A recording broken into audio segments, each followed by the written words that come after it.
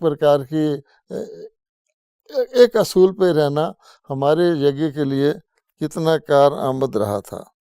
तो इसी प्रकार से एक और छोटी सी घटना है कि दीदी जी जब किसी पंजाब में कहीं टूर पर जाते थे तो मुझे साथ ले जाते थे, क्योंकि उनको एक जगह से दूसरी जगह जब जाना होता था तो काफ़ी सारे बहन भाई मिल के उनसे मुलाकात आदि करते रहते थे। तो नेक्स्ट स्थान पर उनका लेट हो जाती थी, तो वो मुझे पहले भेज देती थी कि तुम जाओ, वहाँ भाई बहन इकट्ठे होंगे, उनसे मिलो, थोड़ी बातचीत करो और मैं बाद में आ जाऊंगी।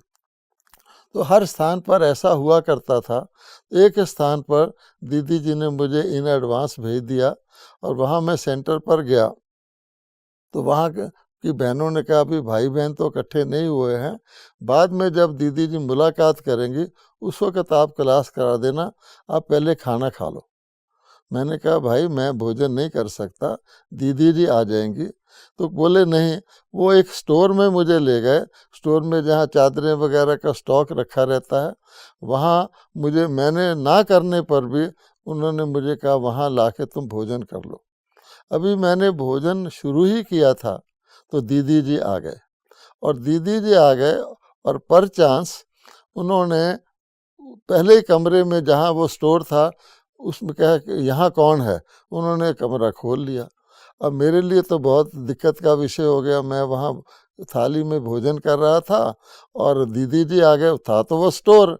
तो बहनों ने कहा दीदी ये स्टोर है, तो वहाँ पर मैंने अपने अपने आप को समेट लिया, तो मेरे चप्पल नीचे रह गए थे। तो दीदी जी ने कहा ये चप्पल किसके हैं, तो मुझे अच्छी तरह हंसी आती है।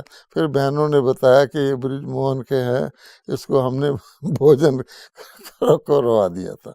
इस प्रकार की अनेक घटनाएं हैं, लेकिन हर एक में हमने दीदी जी से सीखा कितना उनका विशाल दृष्टिकोण था, कितना उनकी जजमेंट पावर एक्यूरेट थी, और कितना उनके अंदर विश्वास था कि शिव बाबा का कार्य हमने शिव बाबा की बताई हुई विधियों के अनुसार ही करना है, उसमें कोई कंप्रोमाइज़ नहीं करना है, और झुकना है अगर किसी प्रकार से तो हमें यथार्थ तरीके से जहाँ